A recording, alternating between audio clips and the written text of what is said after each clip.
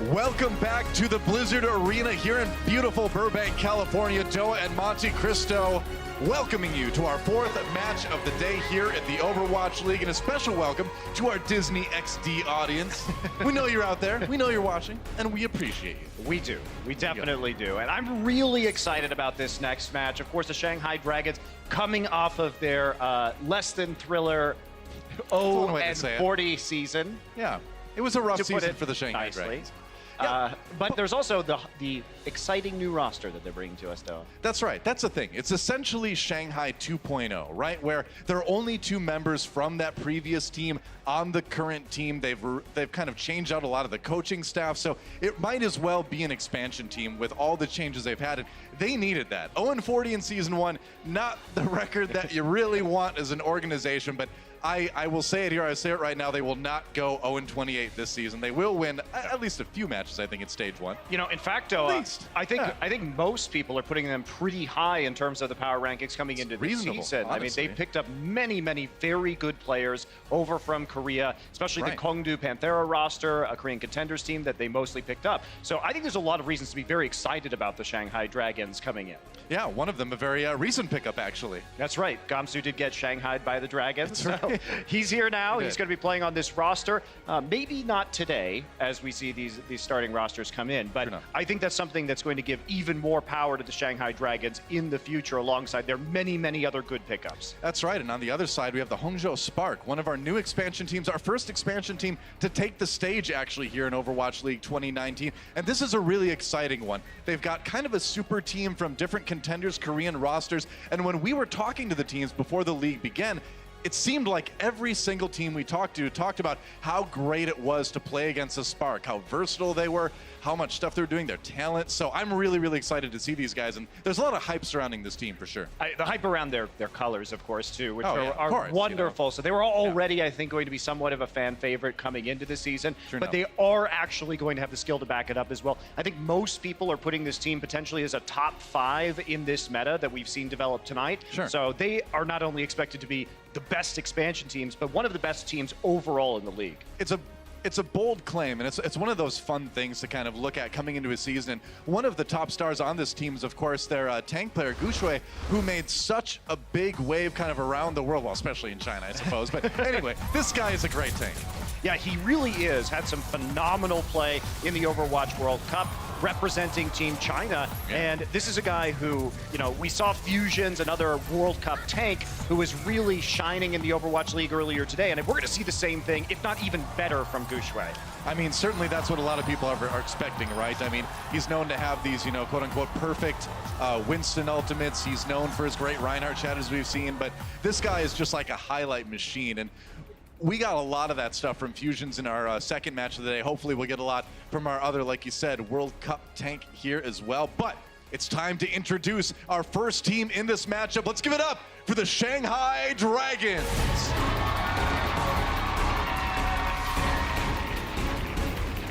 Here they come. And man, after that last year, you go back, you regroup, you build a nearly entirely new roster, and you come back strong. That's what the Shanghai Dragons are trying to do, and I think they put together a roster that can do just that. There he is, the newest member, of course, Gamsu. Yeah. He gets this special tunnel to walk through, apparently. That's right. It's a big pickup, and like you said, even if we don't see him play today, which we may or may not, because he's such a recent addition, obviously they haven't been practicing with this guy that much, he has such a long and successful history in multiple esports titles, most recently Overwatch, of course, that you can't help but be excited about this pickup. Yeah, and one thing that I found interesting is when we were talking to the Dragons, they said they were still working out who was going to be the primary shot caller on this roster. Naturally. And guess what? You just picked up a great shot caller. So if they need that in-game leadership and they were trying to train some of their players to take that mantle, I think this is really a good move for the Dragons. Yeah. And so, on the opposite side, the Shanghai Dragons today will be facing off our first expansion team in the Overwatch League to take the stage. Let's get up for the Hangzhou Spark. What a cheer from the crowd for these guys, and what a logo. What a team color scheme for these. I mean, those small figures are amazing. That's great. Well, there it is. Hangzhou Spark coming into the league, one of our new Chinese expansion teams. They've got a great roster of players out of Contenders Korea for the most part. Some other additions as well. Gushui, we mentioned, going to be an exciting tank to watch, exciting team to watch. Yeah, and I think what has to be said about this roster is one of the players you really want to look at is IDK, who's going to be their main support player. A lot of hype coming in around this guy. Around the team in general, though, Godsby and Bazzi have been really solid DPS players over in Korean Contenders, but this is kind of a team of the best players you've never heard of coming into the Overwatch League, because these aren't guys who are winning Korean Contenders championships for the most part, but this organization really picked and chose some very star players off of different roster and has now slammed them all together in the Hangzhou Spark. That's right. Well, we've taken a look at the teams. Let's take a look at our map lineup brought to you by Toyota. It's going to be another great 4 sets of maps, starting off on Busan for Control, then Hollywood will be our hybrid map, Horizon Lunar Colony for Assault, and finishing things off, unless we have that tie, on Rialto. Yeah, that's right. And I think at least looking at this roster, because of the more closed-in maps, like Hollywood and Rialto, we may see more 3-3 compositions on there. But a good chance, I think, to see some triple or quad DPS on some of these points here on Busan to start things off. Man, I am so excited about Busan as a map. Of course, this is a map that was introduced last year, and one of my favorite cities in the entire world. You know, you and I actually lived in Korea a long time, been to Busan many times.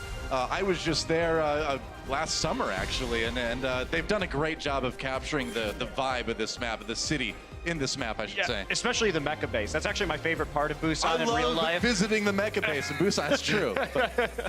Oh, seriously, they did a great job. I love the map design team over Blizzard.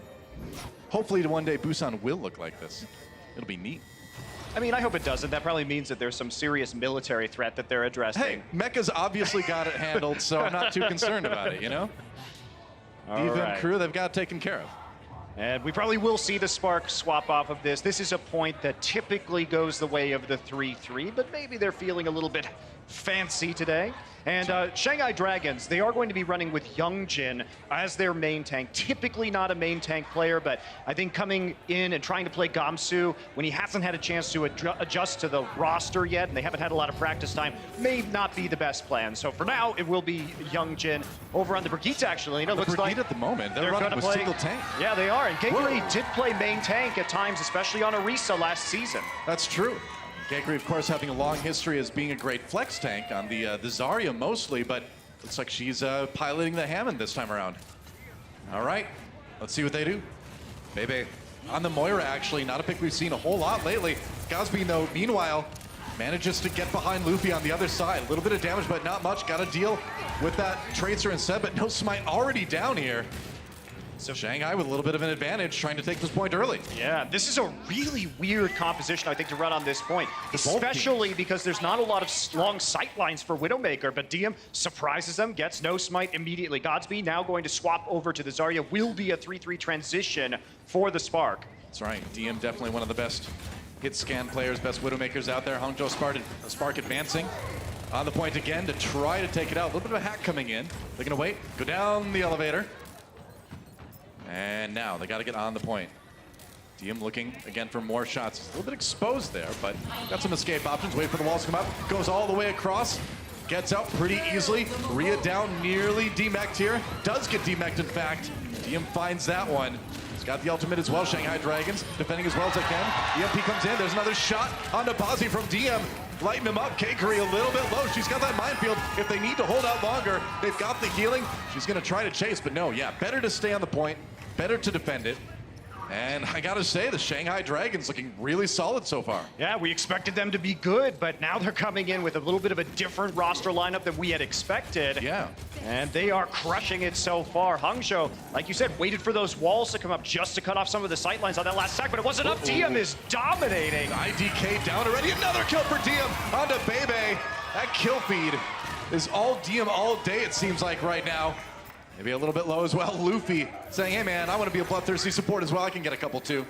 Now, a lot of people have been talking up DM before this season starts. saying He's how been much good of for a a long monster time. he has been in these scrims as the teams sort of feel each other out in practice. And Yeah. there he is, just taking out 2 supports from the Spark, and that will just end the push immediately. It's desperation time for Hangzhou. Yeah, you're at 90% right now in favor of the Shanghai Dragons. Spark needs to make something happen right here, right now. No Smite does get hacked. Needs to wait for that. They're going to try the same approach they did before. Youngjin trying to get a sneaky stun at the end of it. Meanwhile, Gakery up on the high ground. He's going to go in with the big slam. Now the EMP. Luffy takes out No Smite. There goes Bozzy. And it's all Shanghai Dragons here on point A. You cannot take this point if you are Spark. That round is 100-0 for Shanghai Dragons. And that is the power of playing some of these long-range heroes in a 3-3 meta. Yeah. You know, it's hard to hit the shots through all the bubbles, through all the barriers, through all the shields, through all the HP. But you know what? If you're nailing those supports every time, you can play that Widowmaker, and you can do it again right now because our next point is going to be very viable with some of those sightlines. Oh, how does he find that? That's crazy. You know, the interesting thing some people may not know of as we watch this highlight is that Diem's name is Diem because he's actually like best friends with Carpe over on the Philadelphia That's Fusion. right. They played together on a team previously and decided to name themselves Carpe Diem respectively. They've gone on to be on other teams, but now joining each other together in the Overwatch League. Great to see some friends reunited here. And also a bit of a vengeance match too, because IDK and DM played on the same team in Contenders China. So Yeah. old teammates going head to head and DM coming out on top. Absolutely. Ozzy gets hacked early on. DDing, looking for that, or Ding rather, looking for that kill early on. Trying to overlook the point here as Shanghai Dragons approach. Spark regrouping up on the high ground.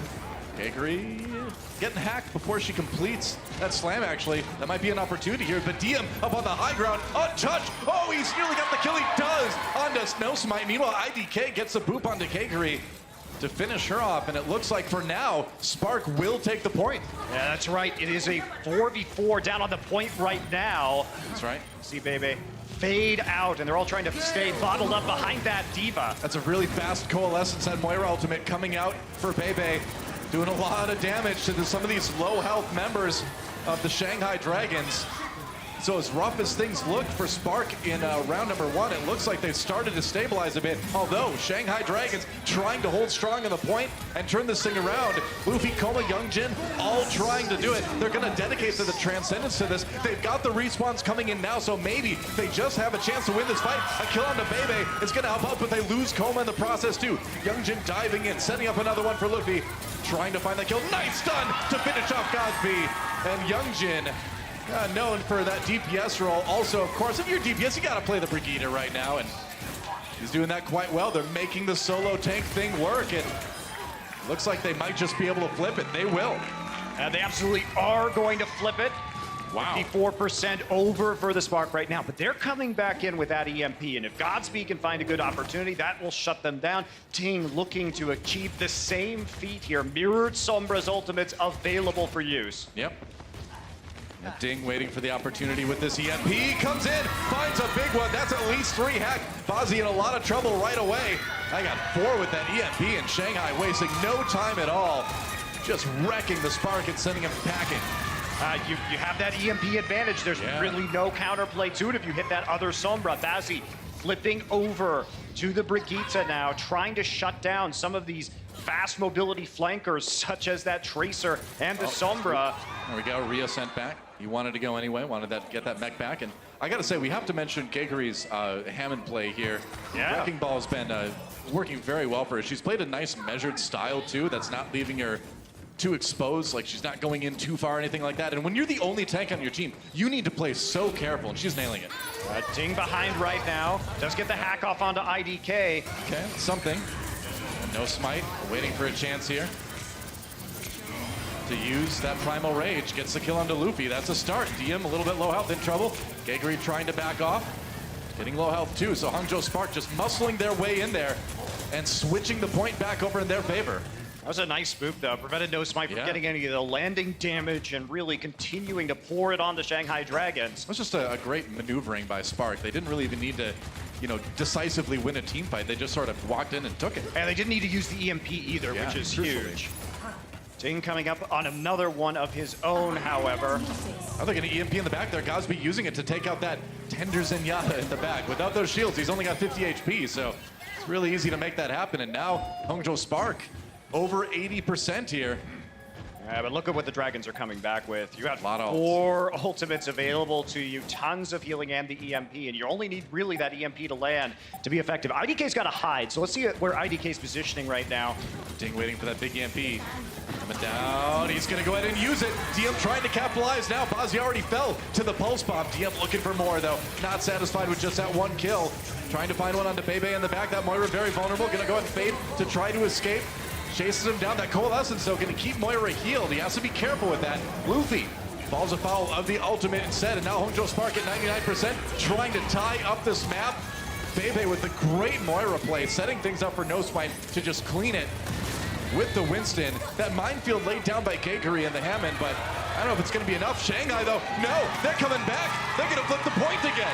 Hangzhou looked like they had it nailed, but no, Shanghai Dragons wants another shot. I mean, they just didn't have the damage to clear through Keikari on the Wrecking Ball. I guess so. Not enough that they could do there. The supports were zoned out from healing the tanks, so now Hangzhou Spark looking for another opportunity. Ding, once again, coming up on an EMP, so he's got a chance to make the big play before this fight starts and close out this map for the Shanghai Dragon. Early rally for Bazzi, giving his team that extra armor as they approach the point right now. They're going to need to put it to good use, though. Ding comes in with that big EMP, hit a lot of people again. His team needs to get in there with a follow-up, though. They need to capitalize on those abilities being locked down. DM trying to do just that. He's got to hide from the self-destruct, getting hacked himself as well. And Spark getting a couple crucial kills to try to turn this one around. They will flip it 99 to 99%, and Spark just needs a bit more Keikari. No support, not enough health to live through that one. And it looks like after DM is taken out here, that Hangzhou Spark may tie things up on Busan. One more, Ding can't get in there, and that is it. We are tied up on Busan. And that EMP by Ding Doa, it looked good, but they couldn't actually kill the tank or the tanks or the Lucio that they stopped with the EMP. So then they over pursued straight into an EMP coming out of the Spark. Yep. It was a game of inches on that one, 99% to 99%. That's going to take us to this third point on Busan. Yeah, this was another critical play. Like coming in at the end here, IDK just moving them off. But IDK's positioning before that fight was also imperative because he was actually able to save a sound barrier because he wasn't in line of sight and they knew that EMP was coming. So actually did keep the Spark in there to a certain degree. Yeah. Bazzi's Brigitte has been solid. Saw him on screen. Got to give his hero a little bit of love. And here we go on my favorite point on Busan. We're going to be taking a look at this too. It's still going to be, it's like a 3 support, 2 damage, and 1 tank composition for the Shanghai Dragons. So they're really going for this Wrecking Ball. Yeah, the single tank Wrecking Ball strategy. DM just harassing from the side right now. That's what you do. You try to take the pressure and split it. Split up the enemy team. Oh, but he's in trouble. You gotta watch out for that Brigitte. She was custom tailored to kill tracers. Except for that one. Luffy with another one. Gosby takes out his Sombra counterpart meanwhile. They're gonna push back Rhea. He goes down. And Shanghai, a little bit of an edge here as they start. The point unlocked, and looks like Shanghai Dragon might be able to lock it down first. They are gonna pick up the first point capture here. There you go. And looks like Hangzhou, they really want to run this Sombra and Brigitte combination. Brigitte just shut down the flankers with the Tracer and the Sombra, and then have their own Sombra. If they can get a hack off onto the Hammond, it really does hurt the Shanghai Dragon's ability to control the front line with only that single tank. Whoop, nice stick on Bazzi. Great stick on Bazzi. That's something all Tracers dream of doing to Brigitte players. Meanwhile, Luffy gets another one onto IDK. Keikari coming in, lots of extra armor. Lots of CC takes out Rhea before she can get back to the home base. And Shanghai kind of dominating this point so far. Yeah, cheeky little attempt at a back cap there by Godspeed, but can't quite make it work or flip the point. You gotta try it though. I mean, that's what you do with the Sombra. Again, it's about splitting the attention of the enemy team. Sure is, and you see still back there right now. No EMP quite yet though, so quite delayed here for Godspeed. Godspeed looking for the hack again. Ooh, Transcendence rather comes in on the Shanghai side. DM takes out Bebe. As the fight over the point continues, Keikari just swinging around the drum. Takes out Bazzi on the way. Hey, why not? Hey, it works out. And Shanghai holding it easily, man. We're getting to the point where Hangzhou is only going to have like 1 or 2 fights left to try to take this. I mean, Ding is the dominant Sombra play on this map so far because he just came from behind and hacked Bebe and just like one-clipped him from behind with the help of DM. They know the Sombra's out there. Like the Sombra's there, and you know if you're hacked and you're that Moira, there's nothing really you can do about it. You are a sitting duck. That big minefield on the point right now. Godspeed goes in with the EMP. That's going to lead to the kill on Ding. So when it all comes down to it, when it really matters, Hangzhou, they get EMP'd, but they're getting the kills they need to flip this point and give themselves at least a chance here.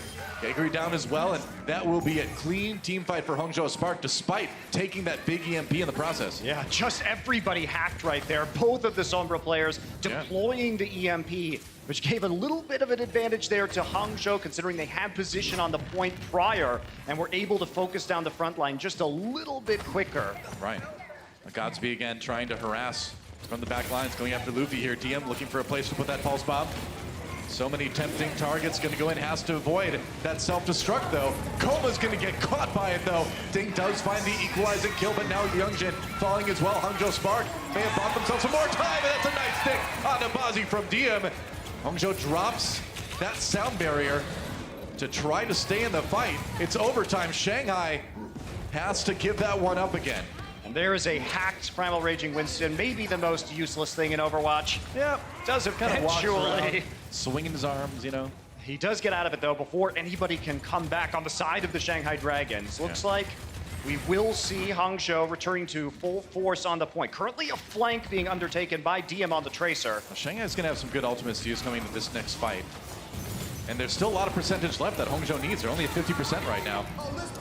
Ding waiting for it. Sound barrier comes in. That EMP could clear it right off if DD or Ding can get there in time. But Bazi already with 2 kills, and Shanghai's gonna have to wait this one out. Hangzhou Spark defends again, but they're still sub 70%. Shanghai can play this one patiently. You'll notice, though, what happened was they dropped the bubble at the rear of the battle that time, the Hangzhou Spark, and that cut off the ability to hack onto Bebe and the Hangzhou supports. Hangzhou knows that DM and Ding are coming after their support line, especially Bebe on that Moira, and that time they didn't give him an opportunity. You really got to question Koma's use of that sound barrier in that fight, too. Ding gets stuck, has to translocate out. It was a close one. Still has that EMP, goes ahead and uses it. Gets a couple, Bebe included. Gegri, meanwhile, drops a minefield rather, on the point as they try to take it back, but they've lost Luffy already. No Smite, meanwhile, goes down. That's a big tank out of commission for Hangzhou Spark, but they're still coming up with most of the kills anyway here, pushing Shanghai right back. And here's a situation where you look at it and you're like, maybe this single tank thing, you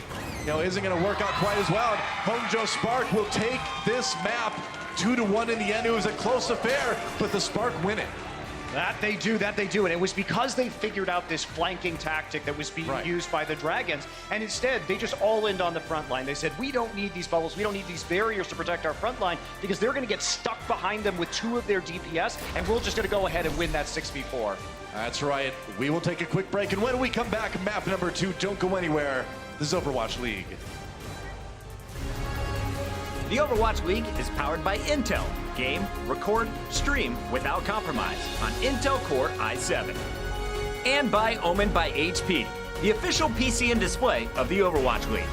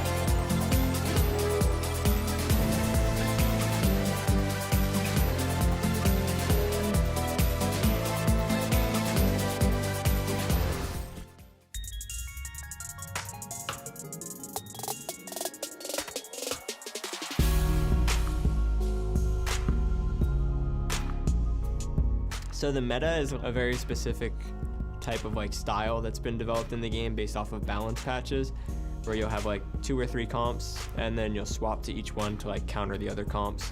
There's several ways to describe it, I guess. It's like in a way, it's like the flavor of the month in a way. All the pros think this is the best. Like this is what the norm is, the standard, right? As a gamer, these kind of gamer terms kind of slip out. So whenever something's like in fad, I will accidentally say, oh yeah, these shoes are in meta right now. There you go. Well, this matchup definitely shaking the meta, I would say. Shanghai Dragons coming out with a single tank look, and you kind of wonder, is this something they can sustain through this match? It wasn't enough to get a map number 1, but what do you think? Can they carry that forward? I think they're trying to struggle through the fact that they just lost Fearless, that they're having to, switch Geguri onto that main tank role, and they're off-rolling in general. So I think right now it's great news that Gamsu's here. And in fact, considering they didn't really change up their fundamental strategy very much, I think it's really impressive they did as well as they did. Hey, they made it about as close as you can on that control map, 99 to 99 at the very last point. We are moving on to our hybrid map now. It's going to be Hollywood. And this is a map that we should see the 3-3 on. So I think we're going to learn a lot about the current state of the Shanghai Dragons. Oftentimes on these control maps right now, because you can get a little scrappier, because you can break the fight into these little skirmishes, you can play these kind of compositions with 3-4 DPS like we were seeing, over from the side of Shanghai. But in this meta, where you're deathballing on the payload, that's where the 3-3 really has to come out. And as we can see right now, it is going to be Youngjin looking like he will be playing the Reinhardt as Geguri switches over to her typical diva. Diem moving from the DPS over to the Zarya, which is what you'd expect with this 3-3, the triple tank, triple support. They're going to go for it. They are on attack here on Hollywood. Hangzhou Spark managing to barely eke out that last map win. Shanghai trying to come back strong this time around. We'll see if they can get the payload moving. Diving in, man, they are being aggressive here on the back of those Zarya shields, trying to stay alive. Rhea down right away. They lose Bazi as well, and Spark seemingly unprepared for the level of aggression coming out from the Shanghai Dragons. I mean, you simply can't position like that on Hollywood. Like, they just got, the tank line just got bisected from the rest of the core of the team. Like, you should be playing on the high ground. You shouldn't be just standing there waiting to get Lucio speed boosted on and cut in half. Pretty much. I mean, that's the thing is, a couple respawns coming in, but this is all Shanghai Dragons quite right now, and this is one of the big things about 3-3 that you need to look for in these fights, is for teams to try to peel off 1 or 2 of the tanks from the other team, isolate them, take them out. Suddenly you've got that man advantage. Godspeed gets a little bit of a revenge kill in Coma. I don't know why he was out that far, but he paid for it. It's okay. The payload takes a while to get rolling on. I'm just sitting here like shrugging my shoulders right now, because these are some mistakes that shouldn't be being made at this level of play. Hey, it's one of those things. Payload's moving now. You respawned in time. Matthew will never let you forget about it, but I will forgive you. It's okay. Grabs coming out on both sides. Zarya ultimates locking people up. Diem, though, the one who pays for it. Transcendence coming in a little bit late from Luffy to try to keep him alive. Just a little bit of a delay right there to keep the Zarya available in this fight, and that's going to mean the Shanghai Dragons do have to back off in the end. Hangzhou Spark taking firm control over the payload for the moment anyway. Couple ultimates up, got both Earth Shatters, the Reinhardt ultimates up for both teams right now. Gotta use it well though, and this is gonna be Youngjin's major test. Oh, that's a great start for those Earth Shatters. Luffy capitalizing with a kill on the Godspeed. Youngjin, that was a pretty good Earth Shatter, man. I don't know, Hangzhou Spark just seemed not ready for that. They just kind of walked into it. Yep, you gotta say, they're doing really well. This is answering many of our questions. Youngjin. Can Youngjin play main tank? Yep. Playing aggressively, landing the big shatters, no complaints. If the first 60 seconds are any indication, he's doing okay so far. Well, this is not a permanent thing for him. We should definitely overreact about the first minute of this game, Noah. That is the key. That is one of the esports pillars. Overreact to all of the matches immediately. This must be how it'll be for the rest of the season. Self-destruct, not getting any kills, but Hangzhou Spark, a lot of low health members, no smite, trying to counter with the Earth Shatter, and it does lead to a kill on the opposing Reinhardt. So that is something, and that something turns into a pretty easy team fight win for the pink people eaters? I mean, I really just don't like D.Va ult engages in this meta. If you're both playing 3-3, it's too easy with bubbles, barriers, Lucio speed boost to get away from it. And right there, you know, they lost a lot of the value that they could have had with DM getting the Graviton Surge online soon, and instead just lost a fight. Right. Shanghai coming in with a lot of ultimates themselves. Nice surge shot into the middle of everything from Youngjin. Waiting for it. They're going to get caught up in the Graviton Surge. Responding with that Earth Shatter. That is a boop and a half to set up that 4-kill for Rhea, and Rhea just giving the uppercut to Zenyatta in the end. Fatality. Was a fatality, though. IDK just coming in there and booping them all up. Dude. Straight into the bomb. Let me from tell you, Rhea. man, as a Lucio player, that is the best feeling in the entire world, to be like, yeah, I know it says the D.Va killed him, but I killed him. I was actually the one who did that. You know, when you're playing 3-3, those timings are just so important because you have to reposition the Reinhardt to make sure that that hero's not going to block the damage from the self-destruct. All right, Grab, what are they going to send in there? Trying to pair their own ultimates with it. Youngjin does get IDK with the charge, I suppose.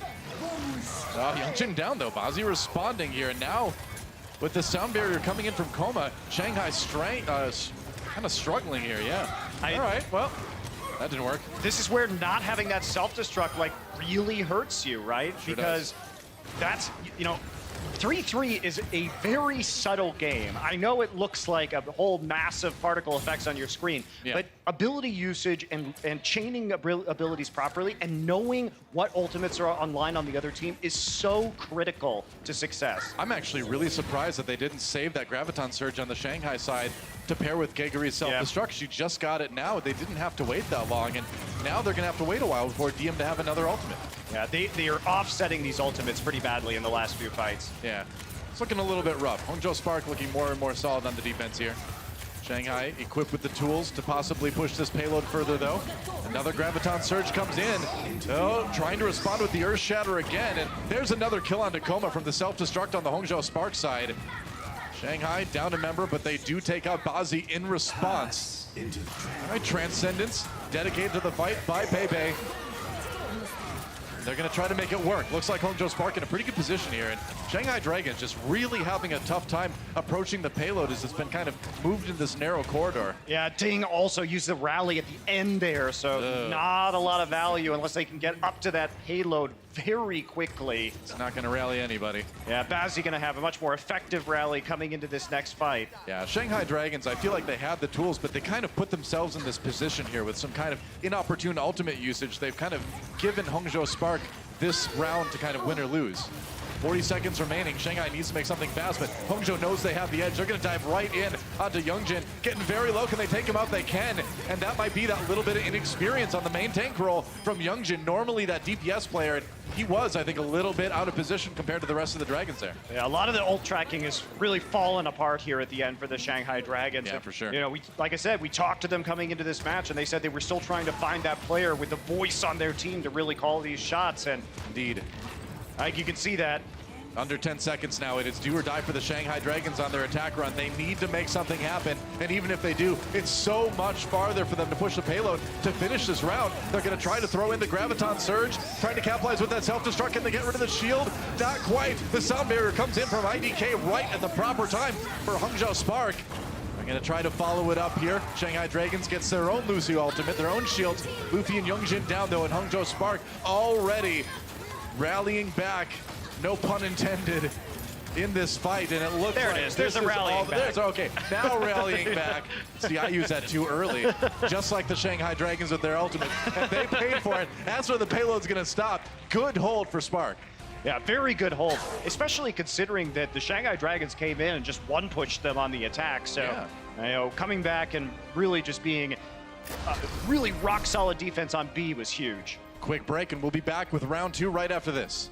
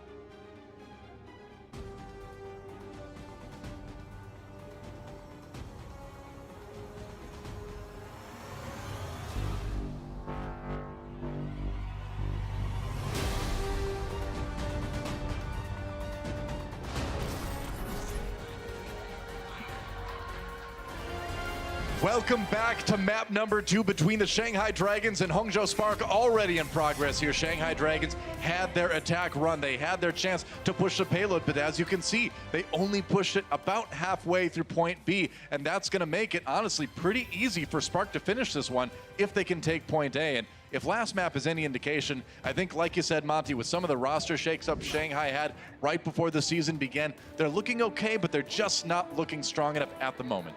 Yeah, and I think they definitely looked better when they could play DM on the Widowmaker on the Tracer. Absolutely. So this map, I think, is just going to be pretty rough for them overall, but still a couple more maps to play after this one either way, so we'll see what they can do. Hangzhou Spark looking to make it a 2-0 lead in this map series as they attack here on Hollywood. Looping around to the left side as the attacker is pretty common here. We'll see if Rhea tries to jump up on the high ground and harass there. That's usually what you do with the Diva. Yep, there we go.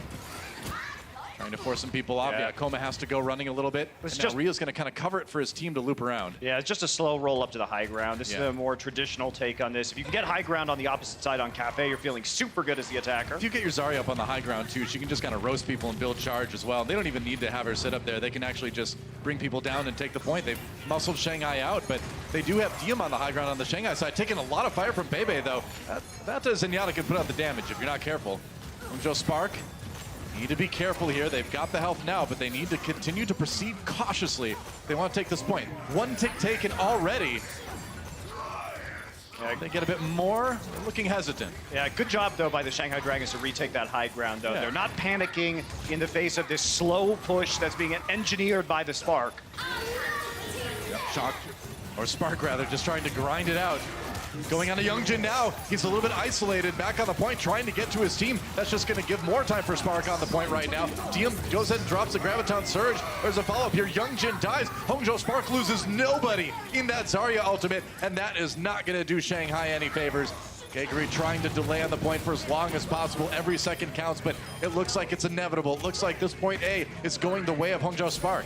Yeah, but they did at least take 2 minutes off the clock, so it's not like what happened with Shanghai where they just instantly capped it on their first attack. So a little bit of relief here for the Shanghai Dragons. Less time that they need to defend here on point B. I mean, but it's still 4 minutes and 30 seconds for Spark to push the payload just halfway through B, which is not usually a place you see a lot of teams get stopped on Hollywood. So if you're a fan of the Spark, or if you're the Spark players themselves, I think you're going to be pretty happy with this situation. Earth Shatter coming in.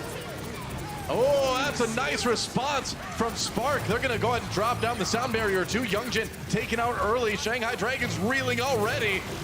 Spark crushing this fight. And so disciplined, though. They kept the Graviton and the self-destruct because they had already landed the abilities they needed to. Not only that, they got everything and a late kill onto Dion. This is a disaster. Hangzhou Spark are basically one team fight from winning this map. Pretty much, and like you mentioned already, they managed to hold a bunch of the ultimates. They're going to need to do that. Yeah, this crazy advantage, man. Crazy advantage for the Spark right now. Absolutely. Here we go. Shanghai Dragons, they got to get in there. They got to stop it. The payload's nearly there. Trying to do it, but already Spark all over them right now. Bazzi does go down early here. Self-destruct though for Shanghai. Another 3K for Rhea. You might as well say 4 because it demech Geguri as well. And that is going to be the end of the map in favor of Hangzhou Spark again. They will go up 2-0 in this series, and man, that was just a school on how to play Hollywood well by these guys. The efficiency was great on the ultimates. Yeah, Hangzhou really showing their skill at the 3-3 meta. Yep. We're going to go to break. We'll be back with halftime right after this. The Overwatch League is brought to you by Toyota, official North American partner of the Overwatch League. Toyota, let's go places.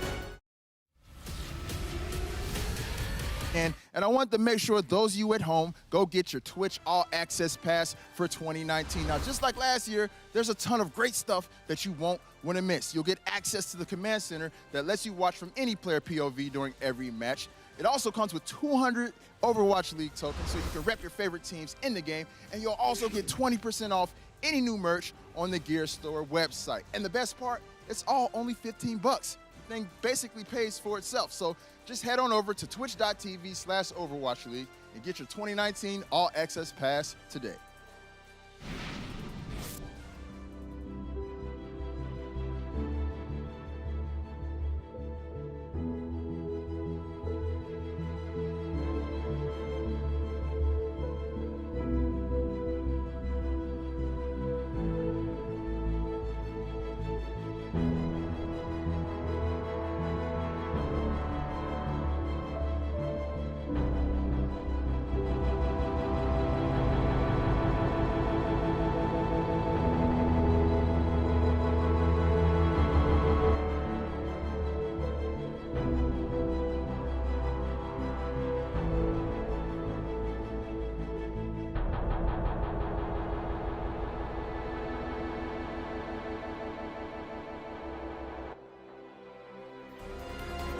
Ladies and gentlemen, welcome back. Blizzard Arena, you still awake?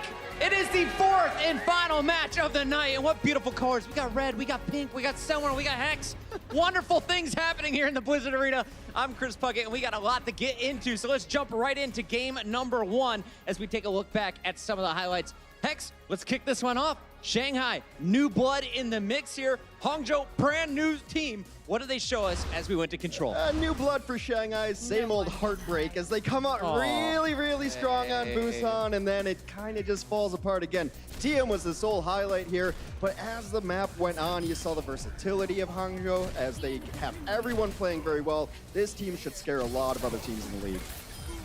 It's exactly that. Hex did a fantastic job of summing it up. I mean, we have had some plays coming out from Shanghai, but it still feels like on the ult side of thing, the communication side of thing, they're still working out the kinks going into the league because as far as I'm concerned, the Spark have done an excellent job managing their ult economy. I do want to give a major shout out to Gregory, the sole tank here running the Wrecking Ball. Interesting comps coming in here from the Shanghai Dragons. It was a really nice play early on from her, but it was kind of like you have that one fastball pitch. It was a one-pitch thing, and as soon as Hangzhou figured it out, it was amazing. And here's a guy that I think should scare everybody. Ria's one of my favorite Diva players because he doesn't make any mistakes. Oh!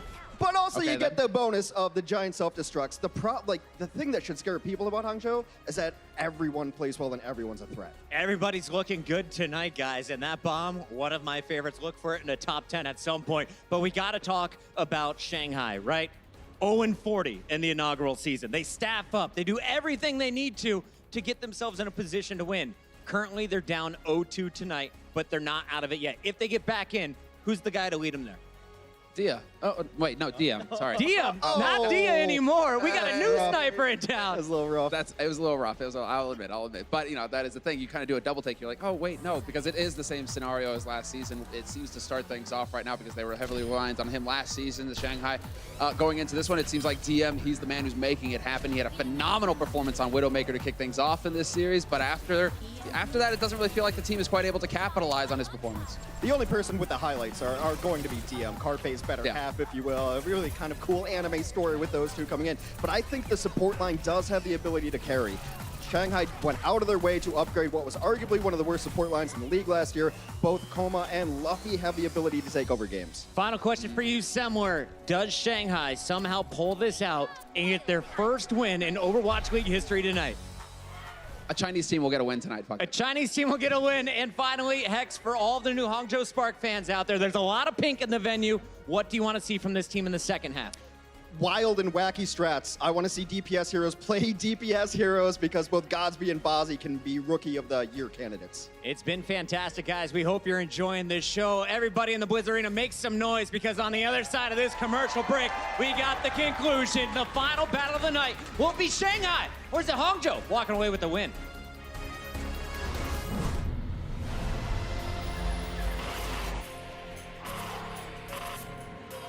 They don't just play for a team.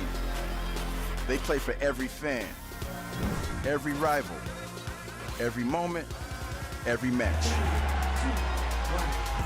And when everyone watching expects the best, they perform with the best.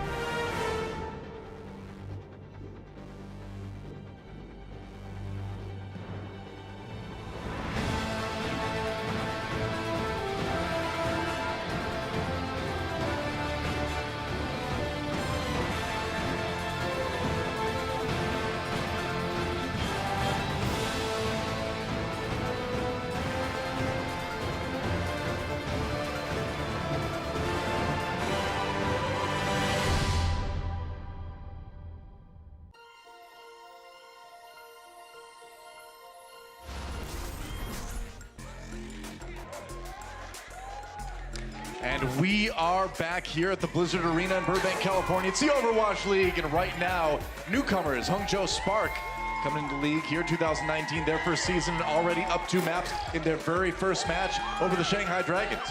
Yeah, and we expected Hangzhou to come in super strong, and we are going to see revenge. Revenge! They don't need revenge, though. They're already winning. Yeah, exactly. I was gonna say, yeah. Maybe they'll need him after they lose the next 2 games. They need a guy named Win More. Oh, okay. No, that's there you go. Yeah, usually you bring in revenge after you've been losing a little bit, but nope, that's not the way it works. For Hangzhou Spark, they take Busan, they take Hollywood. Now we are going to Horizon Lunar Colony as our assault map.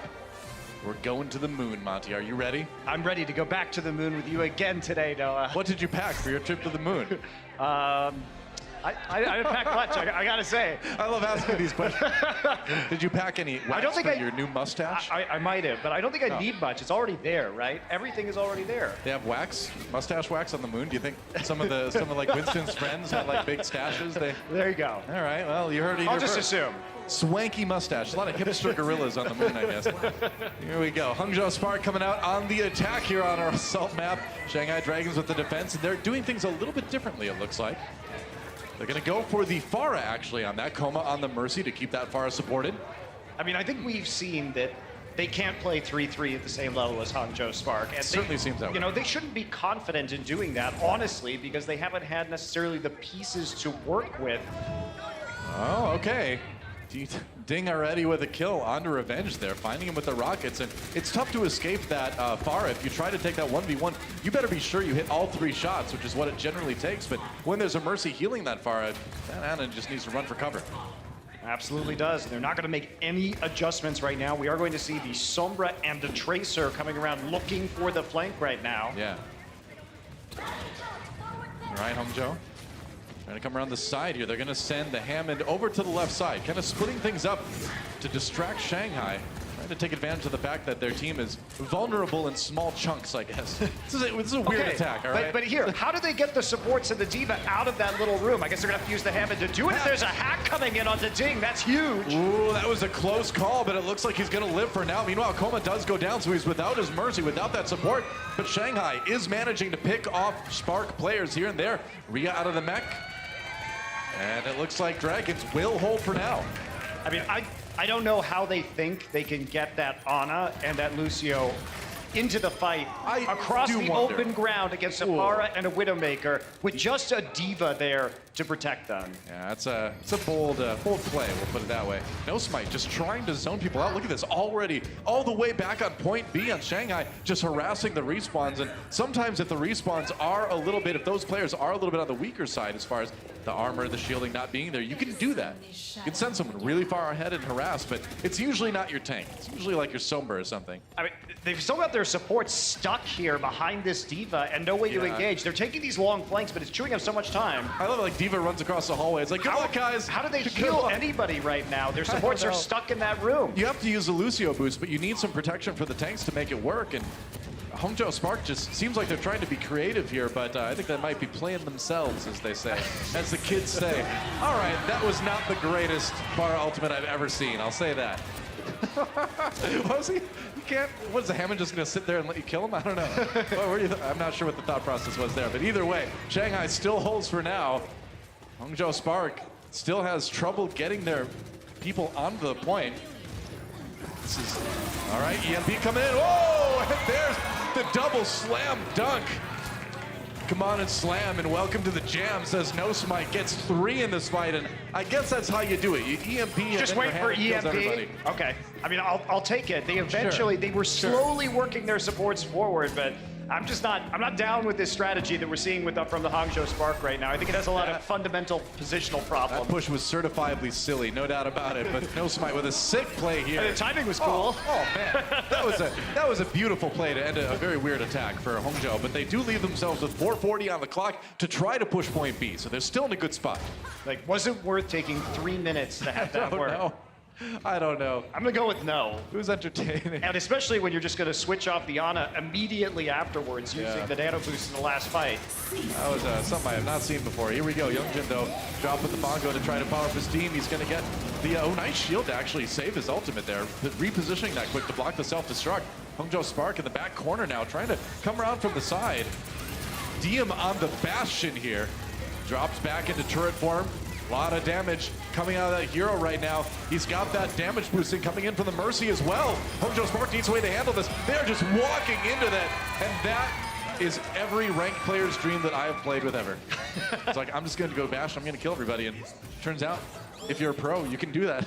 You can, and you know, this is one of the things. Oh, this stagger is real. I mean, the Bastion is good against the 3-3 meta because you have such a hard time approaching it, especially if it's already up on the high ground. Yep. All right, well, Hangzhou Spark, after making some swaps, stymied on their first attack. And, you know, you're not really expecting a whole lot from this first attack. When you make the swaps that they did, your ultimates are going to be behind your opponents. You're going to have to start building those over again. Now, so as we go forward, they're trading time in exchange for what I think they think are better pushes. I mean, my argument would be that if it's going to take you 3 minutes to set up an EMP play on point A, you shouldn't be running that composition. You should just play 3-3 on attack. I cannot argue with that. That's solid. And Diem with the ultimate now. Cosby does demet Geguri. Good start there. Geguri down completely now. They go ahead and drop the sound barrier anyway on the Spark side. IDK out of the way.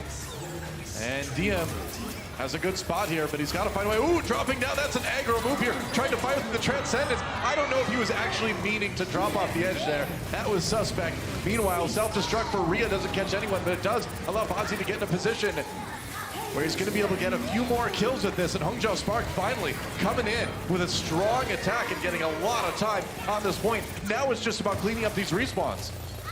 And I think they're going to be able to do just that, though. Ting pushed back right now. That's going to be it. Nice. Yep. Booping him off at the end there with the Diva, so they can't touch the point. Yep, that's right. And Hangzhou Spark, they do take a while, perhaps longer than they needed to, but they get the job done. 2 points on their attack on Horizon Lunar Colony. It's going to be Shanghai Dragon's turn to attack next. See if they could equalize, but before that, a quick break, and we'll be back with round 2.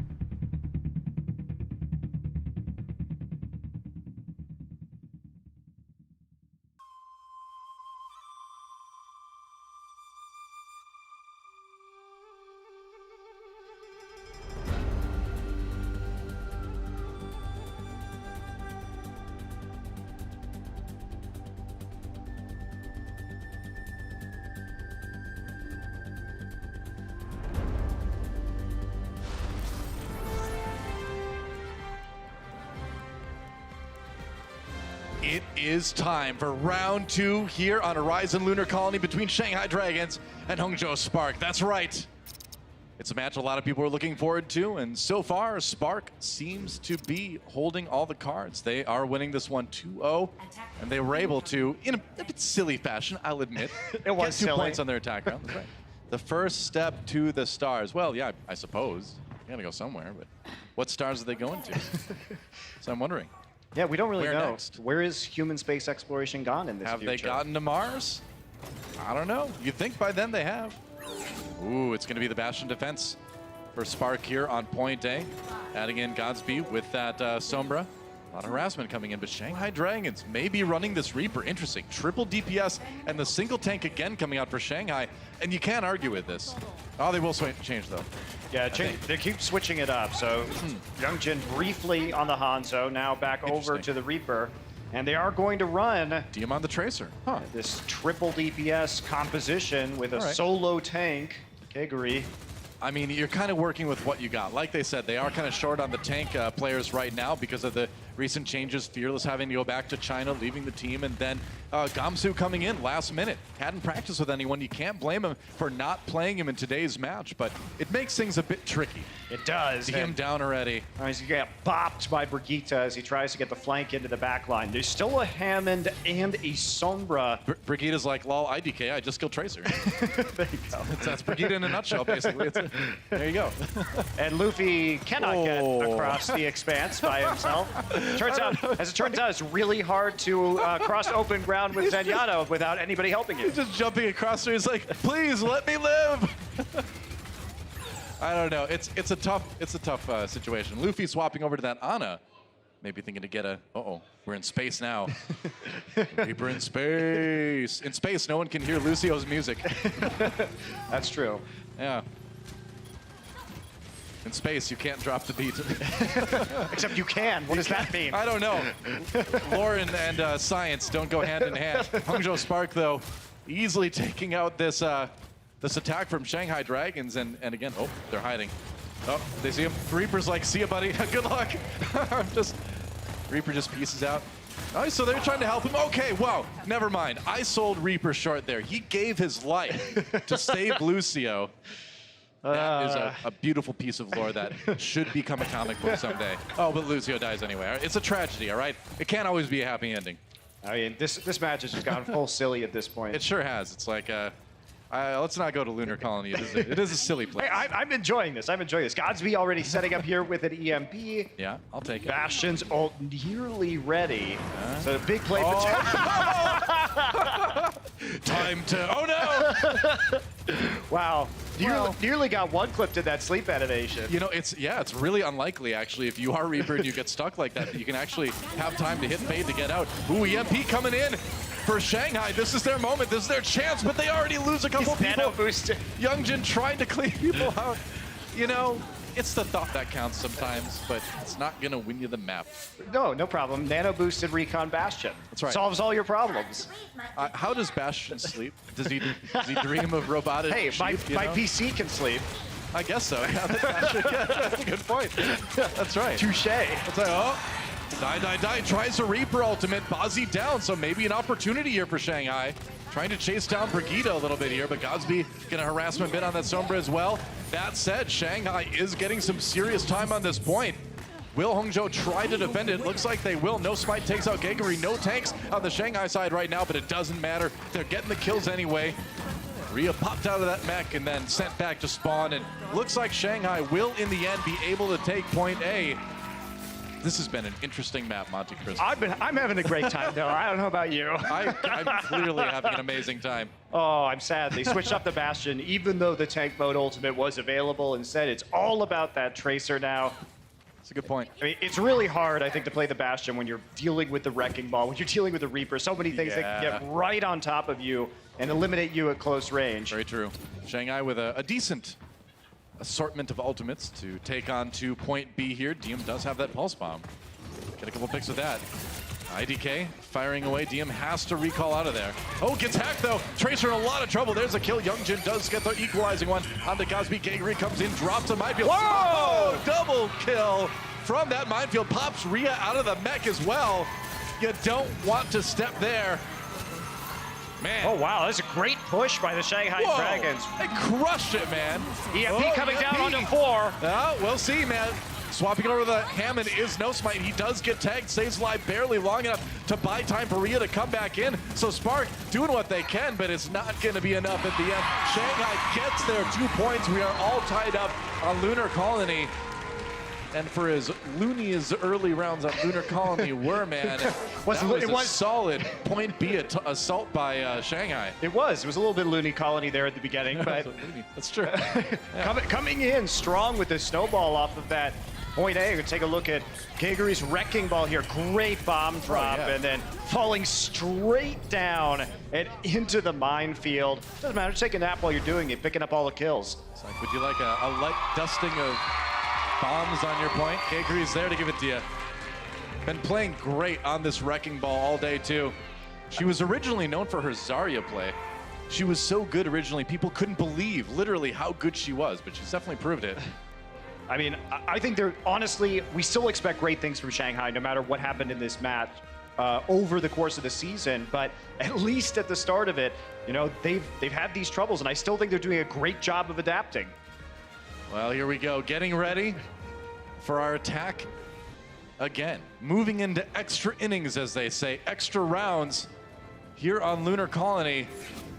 And we will see what Hangzhou Spark can put together on their attack. They have a little bit less time in the time bank, and so they're going to try to have to use it to do what they can. We'll see. No Smite over on that Hammond, but will he stick with it? That's the question here. We'll see. It's like Hangzhou thinking about making some swaps here. They will flip over to the Tracer. So they're going to be going for that same attack, Toa. I called it silly the first time. We'll see if they can successfully move their supports across this open ground. They're going to have a lot of trouble. I mean, it's practice. You believed it, but it's like you said, we saw supports die and die and die trying to get there. And Shanghai knows this. They're like, yeah, okay, we can send a couple people back to deal with the people on the point, providing the pressure, but their supports are so vulnerable. And we're going to have a pause. All right. Oh my goodness, the tension grows. I'm actually glad we have a pause right now. Sure. And I'll tell you why. Because we can actually explain how this strat is supposed to work. Talk to us, Monster. So basically, when we see these strategies that have been used by Hangzhou that go back to the Sombra Tracer, like you're saying, they want to put pressure on the point to draw people back. Right. So especially with the Hammond now and how fast Hammond can get onto the point and how tanky this Wrecking Ball character can be, it prevents you from really, only sending one or two people back to deal with it. You have to send multiple people. Unfortunately, when you're running the Lucio and the Ana at the same time, if they refuse to go back to the point and they keep the Pharah shooting through that open ground, you're just never going to get back there, unfortunately. True enough. I think the Pharah is a great answer to this. They have the Widow there too, so they can sort of send their own tanks back and deal with this problem, because you can see right now, No Smite, he's just trying to contest the points, trying to draw them back. Pharah's going to take a couple shots, but Pharah can turn around very quickly. Yeah, trying to break up that Orisa up on the high ground here. Luffy, though, does get the kill on this No Smite, so far so good for Shanghai Dragons. So Shanghai's playing this well because Ana can't get line of sight, and Lucio is not enough healing to prevent all of the damage coming in. Yeah. Yeah, this is a really interesting comp in that they really believe in it, clearly, but the pieces are struggling to fit together so far. So I see how it works. I just don't think it's going to work very effectively against Pharah Widowmaker, that's all. Yeah. Fair enough. Well, as they say, DM makes you not see him. So you're going to get those kills. You know? I'm pretty sure that's a saying. That's right. That's what I say now anyway. Trying to find those kills. It helps my analogy helps my thing if he actually kills people. Right now, like No Smite. Hangzhou's been in a 6 versus 5 for a long time. Yeah. And they still can't do anything. Oh, DM down. Rhea did find a kill there, but they've lost their main tank already. DM does get rezzed by Coma, of course, so he's back in the fight again. Nice having that Mercy there. You can bring the Widowmaker back. And Shanghai again, crushing that fight. Oh, no. That ultimate, I guess it worked out. Yeah, I guess it was okay for Luffy. I think this is a great defense from Shanghai. It really is. Shanghai holds it. Spark is going to have a very difficult time getting here and making something happen. They got to get somebody on the point right now, and they do. They get No Smite there, but he's on his own. Taken out easily. It's a 5v6. Ozzy does get the kill on the DM. Looks like Cosby comes in for the EMP, but there's no one there to follow up on the fact those abilities are getting locked down. Spark scrambling to make anything happen right now, but Shanghai's not going to have it. Looks like they're going to hold on point A as soon as they can clear Rhea out of here. Self-destruct, just a spiteful self-destruct. Luffy right there with the right click, and that's it, man. Great hold for the Shanghai Dragons. They're going to get a chance to attack, and they are not going to need to do a whole lot to win that map. They're certainly not. I love the way we saw the Shanghai Dragons play. They go back to what was successful on the control map, especially with DM doing very well on the Widowmaker as we're taking a look at it right now. Yep. But also Ding, he is an exceptional Pharah player historically, so him being able to play that hero, I think Shanghai's just, they're like, okay, we may not be the best at this meta without a dedicated main tank player in our roster tonight, but we're gonna go back to what we are individually very good at and try and make it work, and you know what they did? DM makes you not see him. That's right. I'll double down on it. Except it's true. He makes you see them all with the Widow ultimate. So he makes you see him in the kill feed on the right side because he's killing them. I'm done with that one for a while. That's it. Never become a rapper, though. Note to self. Too late. I already am a rapper. I have a great science fiction rap name. It's Philip K. Slick. That is a great name. Yep. You actually have to put out an album. I will someday. I promise. You know, I got some time left.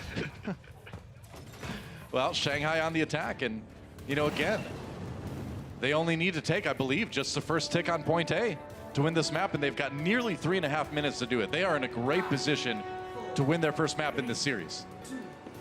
That they are. And they are going to be taking a look with Youngjin. Looks like just a Sonic Arrow to make sure there isn't a 4 defense, followed by a quick swap here. Yep. Oh, no, going back to the Reaper. So they're going to be doing what was successful for them eventually on their last push. Things out. Scoping out the terrain here. Hacks that health pack in the back. That gives him a nice place to fall back to if he needs to. Regain his health as he harasses the defense here. Just stepping on the point right now to try to pull some of the members of Spark back, and he's going to pull nearly everybody back here. Even the Bastion trying to fire at him. Chasing down Keikari on the side. Luffy already down. Godspeed with an early kill there. Oh, predicting where Godspeed is. Ooh, trying to go for that sneaky sleep there, Revenge. Not quite hitting it. Tried to go for it. Didn't quite make it. That was nearly a kill there on Youngjin. If he can do his regular attack, Reaper does heal from his regular attack, so he can maybe bring himself back into the fight a little bit more. Nope, just kidding. I cast or cursed you. Sorry, Youngjin. So as we look at the rest of this map, remember that a draw is going to give the Hangzhou Spark a win here, overall in this match. Sure. So they only need a draw to feel good about themselves. That is true. No, a draw does them as many favors, as long as they just don't drop this map or this point to Shanghai. That's the thing, and we will play the map 4 no matter what happens, because map differential does come in really importantly later on in the standings, later on in the stages in the season. And it matters more now with fewer matches overall. Oh, yeah. It's huge. But you are right that if Hangzhou Spark can just cause a draw here, that'll give them the series win at least.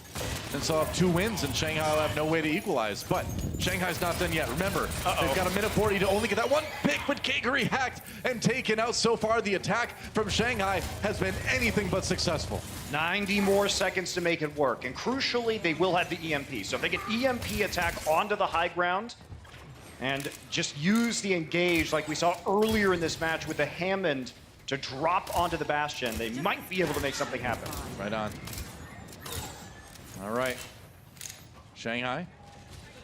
Gonna need to get a lot of mileage out of that EMP. DM coming close to having his pulse bomb, that ultimate on Tracer, but the placement's gonna need to be perfect. Dig sneaking around the outside. Hit with the sleep dart, but the EMP does go off. A lot of members of Spark are hacked right now, and Youngjin waltzing his way in there with that Reaper. This is his time to reap. No, it's not! Godspeed gets a kill on him anyway, and Rio with another one on Coma. We are sub 1 minute now for Shanghai Dragons to try to take the single tick. And they are struggling. I think that was going to be their best chance, frankly. Hangzhou knew it was coming. Godspeed was hiding to get the counter EMP off, so nobody with any abilities right there. And Hangzhou once again coming on top. Yeah. DM needs to get a good stick here. Not going to be able to demech anybody quite yet. Still looking for opportunities. That's a nano boosted Reaper with a Death Blossom. Here we go. He's going to try to come in. Die. Gets 2.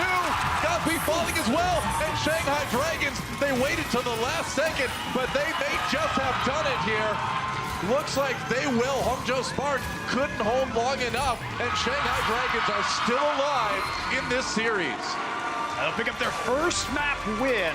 Still need to get 2 more if they want to take this one home. Youngjin finally finding that Reaper play that he so desperately wanted. That EMP into all that damage. And the Shanghai Dragons are still alive. We're going to take a quick break, and when we come back, map 4, don't miss it. This is the Overwatch League. The Overwatch League is brought to you by T-Mobile. High ground or low ground, T-Mobile has you covered. What's up, guys? Malik here, back at it again, and I want to make sure those of you at home go get your Twitch All Access Pass for 2019. Now, just like last year, there's a ton of great stuff that you won't want to miss. You'll get access to the command center that lets you watch from any player POV during every match. It also comes with 200 Overwatch League tokens, so you can rep your favorite teams in the game, and you'll also get 20% off any new merch on the Gear Store website. And the best part, it's all only 15 bucks. Thing basically pays for itself. So just head on over to twitch.tv/Overwatch League to get your 2019 All Access Pass today.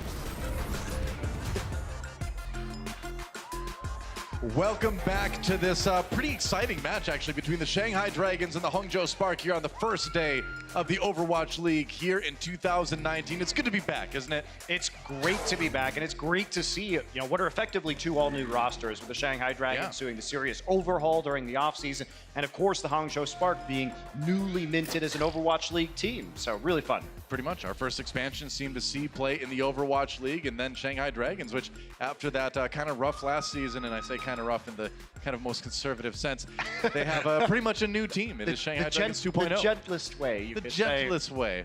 It was not ideal, as we say. That's right. So we do have some substitutes coming in for some teams here. Yeah, we do. There you go. Yeah. Yeah, coming in, of course, for the Hangzhou Spark, it is going to be Bei coming in for No Smite, and actually, should be coming in for Revenge, actually. Okay, that should be the one he comes in for. And I believe, I heard that Gushui is coming in as well. I think the crowd's going to confirm that for me. Yeah, right? that's really exciting. So actually, Gushui is the one coming in for Revenge there. Interesting. But usually they're actually going to swap the roles there. So we Gushui coming in for No Smite, and we will have Bei coming in for Revenge. Right on. Well, either way, Shanghai Dragons got the win on Horizon Lunar Colony. Now they've got a chance to tie up the series and send us to that map 5, that control map. If you remember back to the first map of the series, it was control on Busan, and honestly, that, in my opinion, has been like almost the best that Shanghai has looked, aside from actually winning that last one. They really gave Spark a run for their money on control. So if we make it there, I think Shanghai's got a real shot. I mean, go back to those comfort bigs. I'm really excited to see Gushui's Overwatch League debut as such a phenomenal player. So he does obviously have some communication problems with the rest of the roster. He is communicating them with the Korean players primarily in English right now, but hopefully that problem will lessen as the season goes on and they figure out some better ways to communicate in game. That's something a lot of teams in the league are dealing with, is there's going to be people from multiple places, multiple languages going, and a lot of times we do kind of see or hear that English is sort of the language that the teams will default to, but when you've got a lot of players that are Korean defaulting to English and a couple players that are from China defaulting to English, it gets even trickier, right? Yes. So so there's going to be some communication things that need to get ironed out, but hey, this is the time to do it. It's the first day of the season, so everyone's kind of shaking the rust off, kind of getting things ready to go for the rest of the year. Absolutely. Yeah, it's fun to see. And regardless, I mean, in Overwatch, I do think in-game communication is less of a factor than in many other games. Because of the speed of the game, there's not often a lot of time to say things. You can use a lot of shorthand to communicate you things, yeah. And most of your strategies are prepared in advance when you can have translators within the team to explain the in-depth details of a strategy. And then as long as you know kind of what happens if it goes right, what do you do against this composition, there's not really a ton of comms that are going to be happening in-game that really are super detailed. I played a lot of rank ladder in Korea, and I'm not the best player in the world at all, but that was a good example where my Korean isn't perfect, but it was good enough that I could do callouts and things with my Korean teammates on the Korean server and actually, you know, play sort of a meaningful game. So if I can do it at my scrub level, these guys can definitely do it at the pro level, that's for sure. I think it's a little bit more challenging at the pro level, but... maybe. We're going to Rialto for our escort map. Again, one of the newer maps for Overwatch. And even though we do see a lot of 3-3 on Rialto, you're also going to see this from Hangzhou on the Rialto A defense, which is Widowmaker, which is Bastion, trying to take control of the high ground. And the reason is, if you are trying to play 3-3 on your attack, it's very difficult to walk up to that high ground or to walk over the bridge against so much long-range incoming damage. Last-minute swaps by Shanghai, but Ding is on the Symmetra. I don't know, I feel like they're scoping it out. Okay, yeah, swapping over to the Sombra. Wanted to see if maybe they could use that, I suppose, but I don't know. I haven't seen a lot of Sombra strats on this one. I mean, I've seen it sometimes on defense. I can see where you can do it. You could maybe get across the bridge easily with the Symmetra, but... Oh, Koma down already. That's going to stymie the attack for Shanghai a little bit here. Oh, Sombra fight! Oh, Bazzi manages to escape. Ding Sombra, for the moment anyway. And Hangzhou just trying to stabilize on that defense. It can be really hard to contest that Bastion sometimes. And with the weight, I think Hangzhou knows that maybe Shanghai is making some changes here, and that's going to make that Bastion a little bit more vulnerable. And they're really trying for a hard dive composition. Yeah, you look at this Sombra, this Genji, Tracer, Hammond. Kenji, and the Wrecking Ball, and they are really targeting the low mobility Bastion. Yeah, there you go. Keguri gets one early on the Bazian.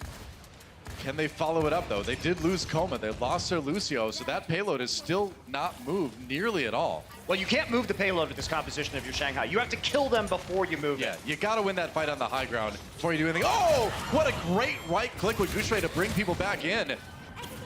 Youngjin just drawn right back in by that halt from the Orisa. D-Ding does get the kill on the Bebe, so the Bastion is out of the way. Can they possibly get a res on it? It's tough to say. Yeah, gonna try to do it. Yeah, the res comes in from IDK on the Bebe, so they have their Bastion back again. He's a bit separated from the Orisa though, but they do kill Keguri. So Shanghai Dragons stalled out yet again. They just can't approach the payload as it is right now, so they have to win these battles on the high ground first. They have a lot of low HP heroes. They're not even really getting anywhere close to that. There's so much displacement from the Spark. Like, if they try and go up there, the Pharah concussive blast can just knock everybody off. Trying to go for the hack here. Ding, though, down early. Ooh, there we go. Pulse bomb on the Bebe. Youngjin following things up with a Reaper, trying to finish this kill, and it looks like Shanghai will finally get the payload moving. Yeah, they finally will able to crack that high ground. Ding now moving to signature Pharah pickup, and Youngjin also is going to need to swap off right now. Yeah, you wanted to just try to capitalize on the EMP, get the payload going, and then swap over to the Rhine, which makes a lot of sense. Yeah, they're going to want to play the 3-3 composition Hangzhou Spark right now. You just need that for the first defense. It's intended to slow them down. You will be playing mostly triple tank, triple support for the rest of the map. Okay, Keguri has that ultimate, and I think that's why we see her sticking on the Hammond for the moment here. Trying to DPS down Rhea. Doing that damage.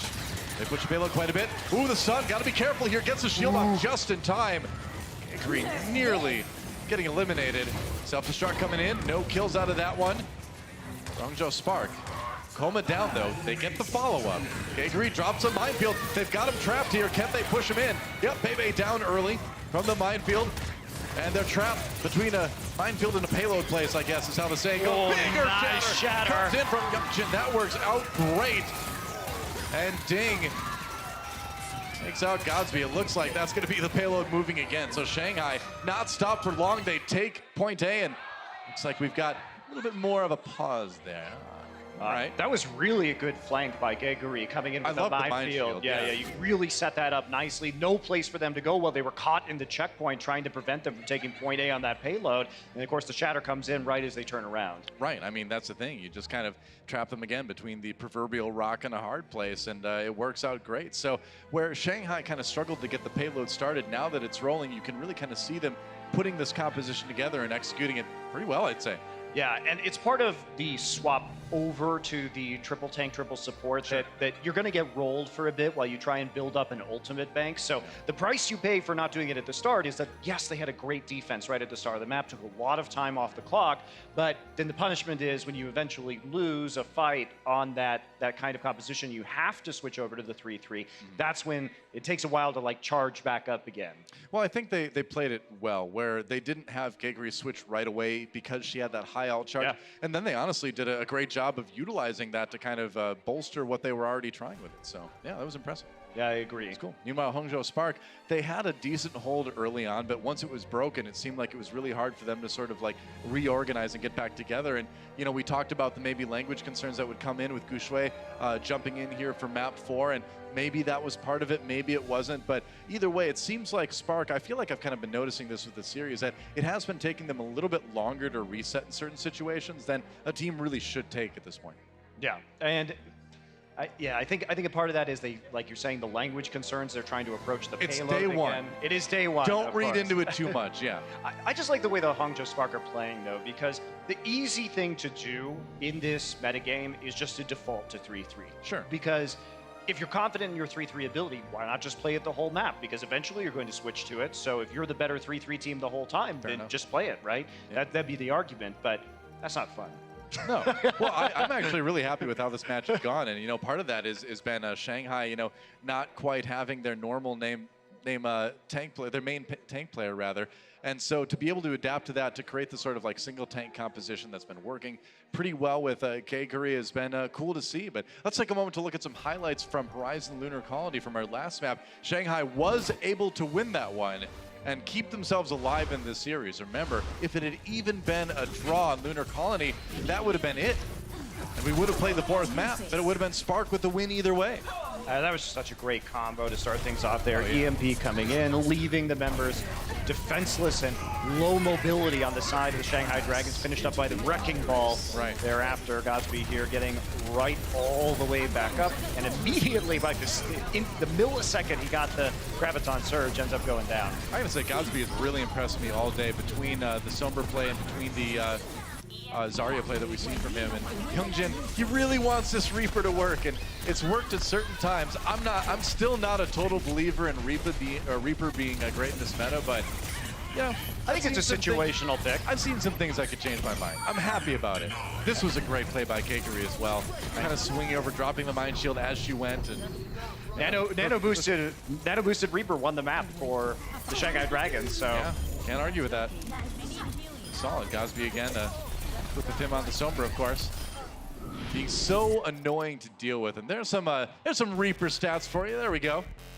And that's the thing with Reaper. This is the reason why people are so excited about him again, because he does like heal for half the damage he does with his primary fire right now. So that's gonna create a character that can be very hard to take out, especially when the ultimates. He's doing so much damage to everybody that you just kind of have to get out of the way. And especially when we see the Bastion coming in too, you're just abusing the fact that Bastion has to be in that turret mode to be dealing a lot of damage. So if you can sneak that Reaper in there, you're going to be feeling really, really confident. Easy to hit those shots, easy to take out the Bastion from behind. Sure enough, well, we're going to take another quick break, guys, unfortunately, but we will be back ASAP to conclude this match, see if Shanghai can stay alive and force a map 5, or if Spark will end it all right here. See you in a few.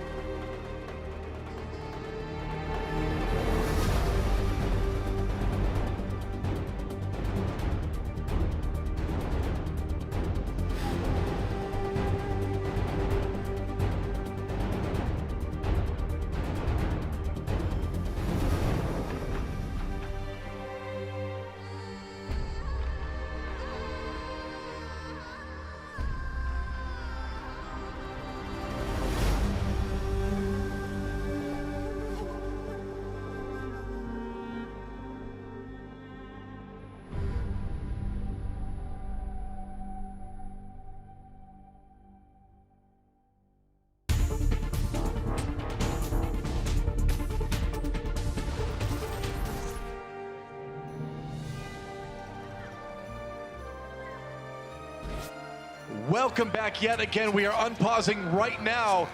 And it's time to see if Shanghai Dragons can keep this push alive. We're back. Oh, we're not back. Never mind. Wow, Oh, you caster cursed that one. Hey, though, you're getting the full esports experience today because, you know, there's another caster out there that says technology is a vehicle of esports. Good old tasteless over StarCraft 2. And it's true, you know? Esports can't go without the technology. And just like, you know, I don't know. Where are you going with this? In other sports, sometimes a ball deflates. Sometimes a basketball gets stuck in, you know, between the rim and the backboard. Hashtag no controversy. And sometimes with esports, you got to make sure everything's working just fine so these players can play their best. Obviously, that's how it goes. There you go. There's my speech on technology and esports. Hey, I hope you've enjoyed it. You know, what I like about esports is no referees, personally. But there you go. The game decides the rules. Yeah, that's right. You don't have to worry about what a catch is here, right? Still don't know. No one knows what a catch is now. I don't know. I know what a payload is, and I know that Shanghai needs to push it to keep themselves alive in this match. That's what I know right here, and they're trying to do a lot else to deal with. They're going to go and drop the Graviton Surge right now. K-Green tries to drop in there. There's the mines. Can Spark get out in time? Sound barrier for Shanghai. Going to keep them alive as they push in. They've got that grab on them, though. Maybe with a kill in the coma. It was a bit of a disjointed fight, but it looks like Spark is starting to pull ahead in kills here. And these are just the little things of the 3-3 composition. Really the minefield just a tad late when that Graviton Surge came up for the Shanghai Dragons. Yep. Couldn't quite get the combo off, and that allows Hangzhou Spark to survive, and even survive with a lot of ultimates available. Didn't have to pop that Transcendence at the end from Bebe Zenyatta. Yeah, you can definitely see what Shanghai was going there. Trap them in the Graviton Surge, drop the minefield on top of them, and it nearly worked. It was just slightly late from Kegri, just a little bit of miscommunication.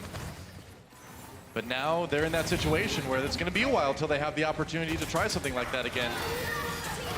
Rally comes in for Bazi. They're going to try to push forward here. Youngjin taken down early. Hangzhou Spark in the grab, but there's really not a lot of follow-up damage coming in from Shanghai right now, and they've already lost Youngjin before he had a chance to use his Earth Shatter too. Yeah, and when you're in that situation and the Graviton comes in and your Reinhardt's dead, you lose a large amount of the damage that you would have while everybody is clustered up close together. It's gonna come around and just pop around the corner with that one, though.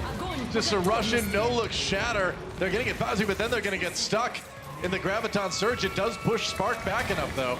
Oh man, that Graviton was a massive mistake from the Hangzhou Spark. That was a panic move. Yeah. That was Gosby thinking he needed to pull the trigger, and it wasn't the time. Self-destruct thrown in. Gives Spark a chance to advance here onto the payload. Transcendence coming in. Luffy just diving into the fight to keep people alive here. Gushui waiting for an opportunity. He's nearly got his own Earth Shatter, but he's down to sub 100 health. Ooh, that was close. Waiting for a chance. Wants to use it.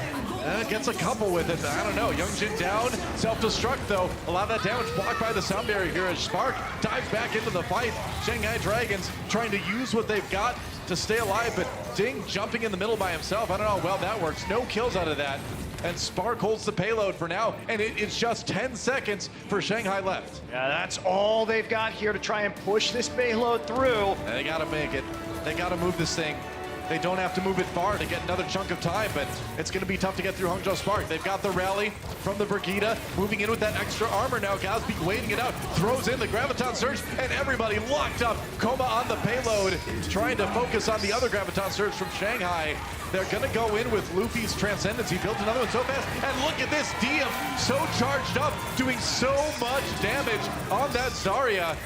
Is it going to be enough? They'll get stunned. Another shatter comes in from Gushui, and Diem finally falls. Shanghai, they've nearly got it to the end of B, but they need to push it just a little bit farther, and Spark doesn't want to let him. They're getting the kills, and Shanghai came so close, but they couldn't quite finish B. That was a great defense by Spark. Yeah, it was. The Transcendence absolutely clutch to set up Gushui for another Earth Shatter, keep everybody on the Spark alive. Yeah. And the spawn time is just so long there. The distance that the Shanghai Dragons had to move to get all the way back to the end of point B. Respawn advantage heavily favoring the Spark, excuse me. I know. We got too many Spark shock charge, man. I guess so. Let's watch another replay of this one. Bebe at the end of that pretty clutch Transcendence to keep some people alive on his team.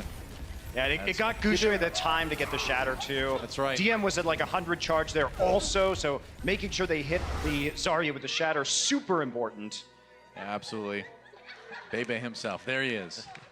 Working with this team, overcoming language barriers, getting the hold on Rialto here. And now, you know, honestly, the Spark don't have to push it all that far. They don't even need to finish B to close out this series. I mean, sometimes though, the challenge is simply getting through A on this map. Well, we've seen that. Rialto is a Sure. very defensive favored map in this pool. Very true. And we are going to see the Shanghai come out once again with the Widowmaker and the Pharah here trying to control the bridge.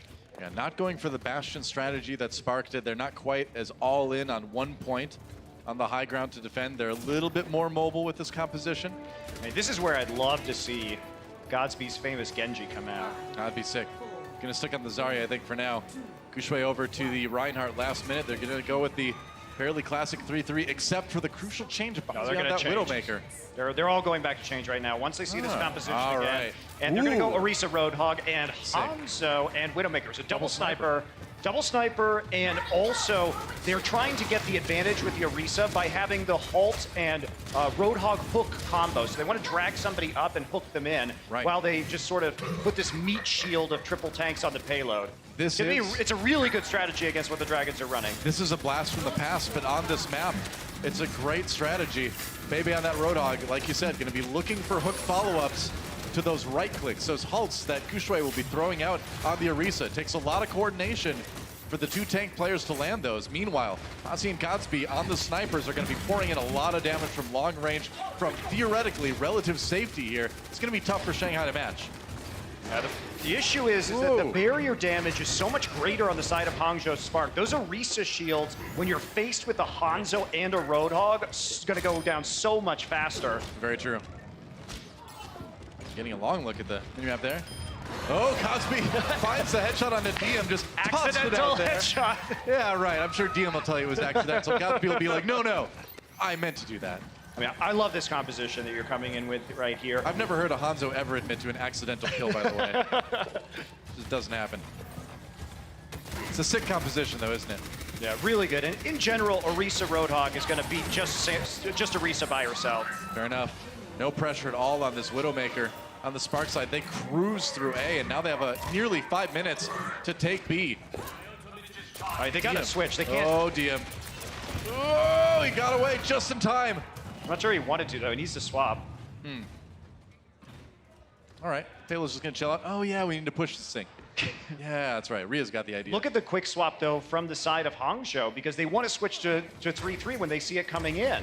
And they keep the payload moving, so both teams are going to reset their ult economy here, but Hangzhou's been the better 3-3 team so far. Yeah, absolutely. When we've seen it, 3-3 to 3-3, Hangzhou has certainly looked like they had all the nuances down a bit more.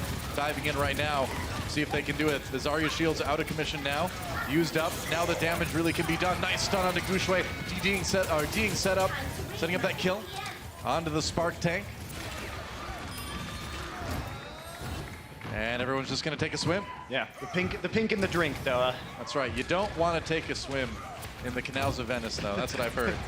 Maybe they're cleaned up in the future. Yeah, they do look a lot cleaner. I love this more positive, cheerful version of the future that Overwatch show does. The canals of Venice even are cleaner than they've ever been. They skipped the horrors of the Omnic Wars and went straight to the good part. I'm fine with that. To nerf this, double self-destruct. No kills coming out from that, but they do set up the Shanghai Dragons to get a couple themselves. That defense is going to hold for now. All right, going to reset one more time. Shanghai have been pretty solid here on this defense, and they are winning the ultimate battle. The problem is, eventually they're going to have to use those ultimates, and the pendulum will swing back in favor of the Spark. And considering they're already halfway through point B, that's kind of dangerous. Yeah, that's the idea, right? Is that it's such a game of ultimates, right? Where you're going to try to do each fight as efficiently as your side possibly can so they can get that fight where it's really lopsided in your favor. Oh, that crowd got eaten by Ria, actually. That is huge.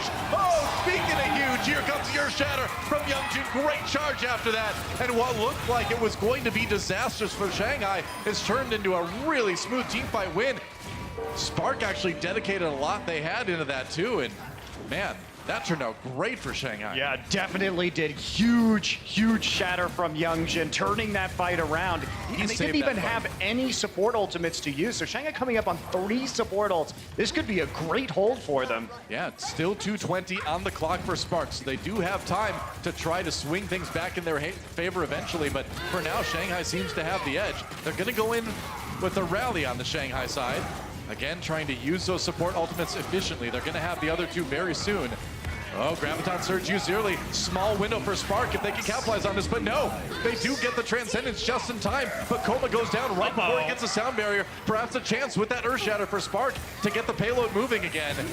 And with Youngjin going down, that self-destruct catches Luffy as well, and wow, Spark, they really found the narrowest window possible before those 2 support ultimates for Shanghai came out to push that payload, to win that fight. Yeah, but even then, though, Shanghai's still going to be coming back with a lot of ultimates. A self-destruct maybe not, should have been used there at the end by the Hangzhou Spark. Could be. Got a sound barrier. Still some time, though. 90 seconds, enough time to build up some quality ults again. Yeah, very true. Meanwhile, that payload is very close to a game-ending position for Spark. DM has the Graviton Surge ready to go. He's going to go ahead and throw it on the payload to try to bring in a lot of members of Shock. They're going to try to focus on it. Ooh, sound barrier now for Shark as well. And that Earth Shatter, this time for Youngjin, not doing a whole lot. He's going to get taken out instead as he goes very far forward. IDK looking for those boofs here, dodging that self-destruct. Ushui not so lucky. Both Reinhardt's out of the way, and Spark may need to play this one a little bit safer. 60 seconds remaining now for Spark rather, to try to get this one done. Well, good boop gets him off the high ground, but the rest of his team not really there to use that. Yeah, this corner is so hard to attack. Sure is, yeah. Like, you can't get any sightlines, you can't get any damage, and having a Zarya up there is a massive advantage because you can dodge the incoming damage using the high ground and really get yourself nice and charged up. Indeed. Well, Godsby, speaking of being charged up, lots of damage coming at him on that Zarya, and a good grab could be enough to end it. They've got the rally as well from the Brigida to try to capitalize on that, but we are down to 20 seconds. Spark trying to push this. If they can, the match is over. If they can't, Shanghai forces the game 5. They're going in. It's going to be Luffy with the Transcendence to try to keep them alive during the Graviton Surge, but now Ding is gone. Godsby with a crucial kill here. Meanwhile, Koma a little bit low, gets scored by Harmony for some healing, but Spark edging that payload even closer to finishing this one. They've got the aggressive positioning. We're into overtime. Spark trying to win the match. Shanghai Dragons just trying to stay alive. But Jaeger's out of the mech. She's out of the map. And there goes Youngjin, the Shatter coming in to seal the deal. And they've got the sound barrier on top of that. It looks like today is still not Shanghai's day. The Spark will get their first win in their first match in the Overwatch League. That was an impressive display from the Hangzhou Spark, thought to be really one of the new darlings of this league in terms of course, their fan support and their in-game skill. Shanghai, the first win still eluding them, but an impressive performance in difficult circumstances. That's right. Well, the Pink Princes, the Bubblegum Bros, call them what you will, but the Hangzhou Spark are here, and they've made a great statement in their opening match. It wasn't always the cleanest affair, but a lot of creativity like we expected, a lot of decent execution. I mean, the thing about the Hangzhou Spark is how do you prepare for these guys? Because they're going to throw so many different compositions at you. Yeah. Like, it's very difficult to predict what they're going to be doing, and they seem to be quite competent on all of them. Well, that's really the big question, too, is, you know, going forward, how do you handle a team that seems very adaptable and seems really ready to capitalize on the smallest things in this meta that you can capitalize on? It is really neat. So that was our match, the last match of the day. Thanks for joining us. We are going to have Watch Point coming up, too, to break down a lot of the action that we saw. And oh boy, it was gritty. It was gritty. I'm so glad we got the gritty today, Noah. That was sick.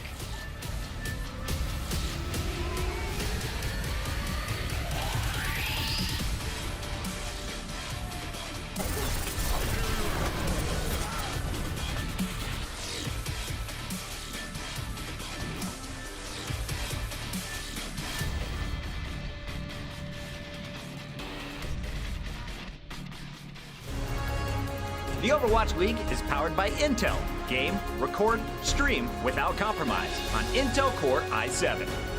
And by Omen by HP, the official PC and display of the Overwatch League.